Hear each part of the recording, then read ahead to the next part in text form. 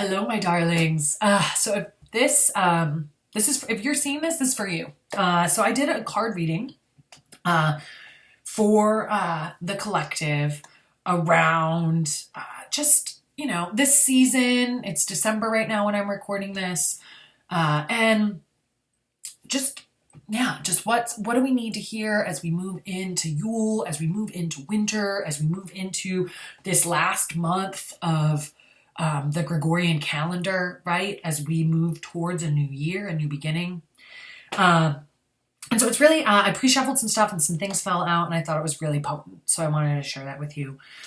So the first thing that came through is this Ace of Cups, right? So this speaks to the collective energy, right? Like we are in this awakening period, right? Like we are in a time of remembering, a time when we are coming out of the head and back into the heart, a time when our empathy is coming back online, right? We are allowing our hearts to break open so that we can love on even bigger levels, right? We are remembering our essence as beings of love, right? Beings of light and love. We are awakening to the potential of ourselves as creative beings. So that's the energy that like this is like what is happening in the world, right? So like we can have hope, right? We can have hope because like big level, right? Like, big level, it is it's coming, right? Like the better future is coming. We're actively creating it right now. Like those of us who are alive and choosing to answer this call from the heart, like we are midwifing this rebirth. We are the doulas, right? And then came through the Three of Swords, which I feel like is so poignant because this is what it feels like though, right? Like big level, source self is like, yes, love, love, love, light, light, light. And like humans, we be, yes, our hearts are broken. We are grieving. We are watching systems crumble. We are watching pain. We are reattuning to pain and suffering so that our hearts can break open and we can remember what it is to love, right? Because if we don't attune to the hardship, right, our love can never grow. Our compassion can never grow. Our empathy can never expand. So we're in this process of awakening, right? As I said, and part of the awakening to the potentiality of love and light is the recognition of the shadow, of the harm, of the dark, of the pain, of the suffering, right? So many of us are in this heartbreak moment. As a human family, I would say, like in general, we're in this kind of like heartbreak moment. Our hearts are literally being broken open to make more space for love, right? But it doesn't always feel like that, right? It doesn't always feel great. And so it feels like this reminder of like you're not alone. You're strong enough to move through the pain. I'm hearing your scars make you beautiful. And I'm also hearing let it out, right? I think that one of the major problems that the West in particular has faced is this culture of silence, right? I'm thinking of that within like whiteness, right? This culture of silence, this culture of not airing our dirty laundry, this culture of keeping face, this culture of not speaking out, not speaking up, of witnessing the harm that's being done and not saying anything, right? Not even not saying anything, not feeling the horrendousness of it, right? Like, I mean, this can be put to like so many things that are going on, right? Like so many, like war, genocide, human trafficking, what we're doing to the planet, right? Like fires, floods, like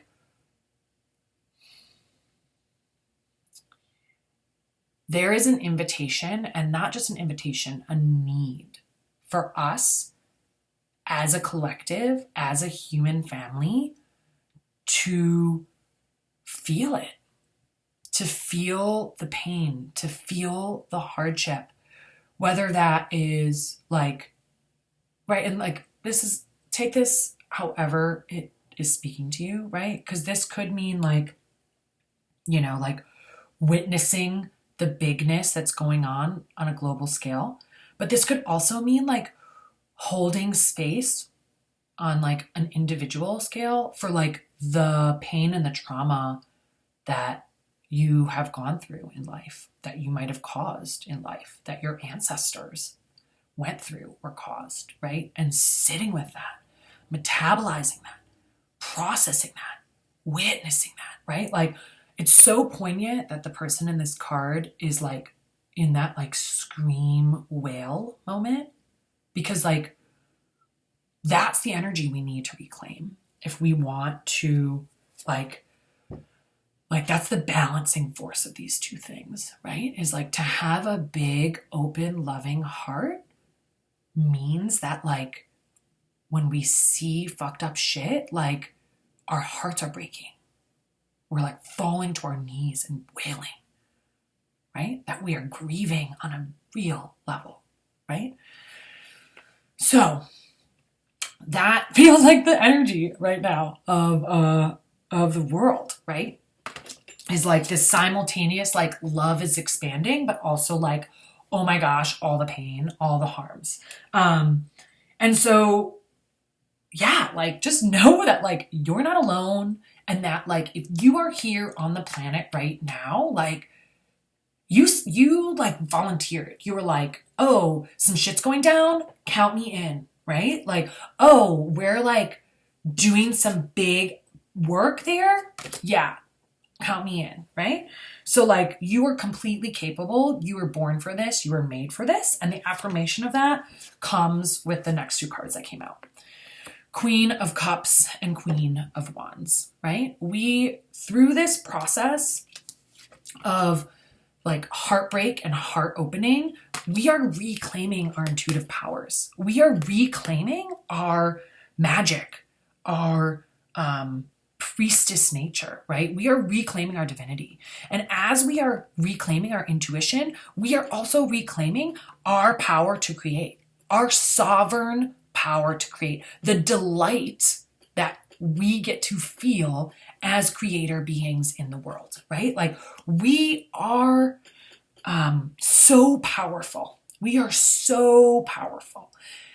And part of this process of heart opening and heartbreak is awakening our power, right? Is helping us to remember our power, right? Our intuitive power, our creative power. Like it feels so poignant that these are the two cards that came out, right? This fire and water energy, right? This like primordial creative energy, right? Like when I think of like stories of when the earth was first born, right? It's like volcano, fire, so much, gas and fire, right? And then it like all those gaseous clouds, and then it rained and it rained and it rained, and the fire cooled and the oceans were created and the land was created, and then things grew and life became in the water, right? Like this is about like that like primordial ancient power of creation, right? Like our pure delight, like that, yeah, like our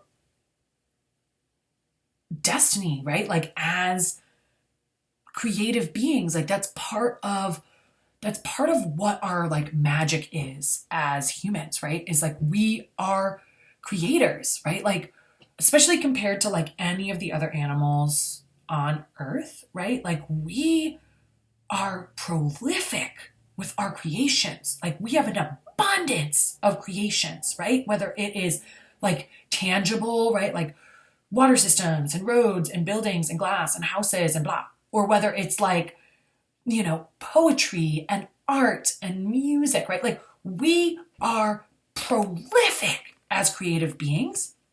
And there seems to be this invitation to like bring the heart and the delight back into our creations, right? To like bring our intuition, our empathy, our compassion back in to like our intentions for creating, back into the very fabric of like what and why we are making and doing, right? Like this melding of these ancient forces of water, of fire, right? And claiming our place in the center of that, right? Our place in the center of that, right? Like both of these women are so in their sovereignty, are so in their power, right?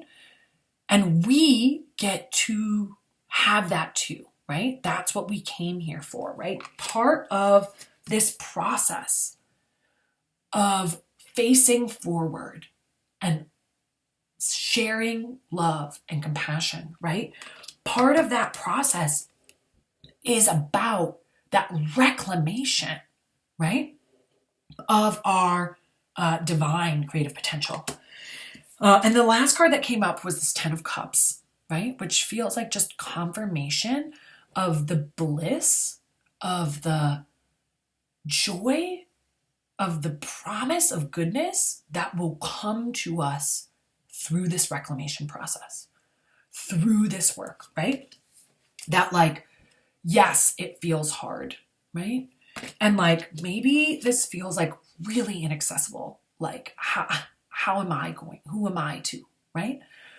But the promise that awaits us, right, is this like manifestation of bliss, of all of our dreams, right? Of everything that we've wished for, of like unity, consciousness, and love, right? Of like pure devotional compassion and love, right? So that feels really hopeful, right? Like that feels like a really hopeful place to end. Though I do want, I'm hearing pull the top, so I want to see that. So Temperance was what was on top. So this feels like a message for really needing to come back into the sacred balance of the light and dark, right? To remember that like one isn't good and one isn't evil, that that's a story that we've created as humans, that like in actuality, like there isn't a morality that's placed on like night and day or summer and winter, right? Like these are just natural parts of the cycle, right? Two sides of the same coin, right? I'm thinking of this like expansive love and heartbreak, right? Like in this world, right? Like I'm thinking of every action has an equal and opposite reaction, right? And so in this world that we live in, right, there is this balance, right? This like equal and opposite balance, right? And sometimes we tend, because our minds are, there's only so much that they can comprehend and hold. And so it's really easy to fall into dualism, to binary thinking, to like right and wrong, good and bad, right? And while those dualities exist, right? Like winter and summer, day and night, right? Like man and woman, there's so much more that exists in between, right? Like, fall, spring, and all that's in between, right? Like the twilight and the dusk, right? Like all of our like transgender brothers and sisters and like two-spirited people who don't identify with any gender, right? Like all of it exists. And so like, how are we coming back into sacred relationship with the balance and the all and the both and the and?